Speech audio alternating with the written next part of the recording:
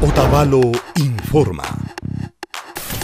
Kaytamia punllakunapi llakichishkakunamantami hatun llankaykunata ruramunahun larkakunapi shinallata ñankunapipas. Municipio-manta antakunawan shinallata yachan mashikunawan pacta shamunajunchik kay llaki pachakunapi yanapashpa. Hoy de mañana han iniciado con la maquinaria del gobierno municipal de Otavalo y el gobierno provincial de Imbabura a realizar la limpieza y en este momento siguen avanzando. Esperemos pues en 2 o 3 días se termine a rehabilitar todas las vías de acceso tanto de primero, segundo y tercer orden.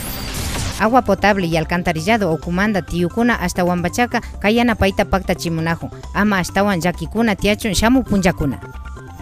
El municipio lo que está interviniendo es con lo que puede y con lo que se puede hacer de acuerdo a las competencias municipales, ¿no? En este sentido hemos venido colaborando con lo que se ha podido, con la maquinaria, con personal.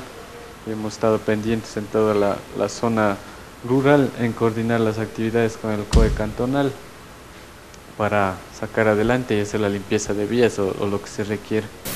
Otavalo, Alcaldía Ucumanda, Ruraykunata Pacta Chinchi. Publicidad autorizada por el Consejo Nacional Electoral, Código 75.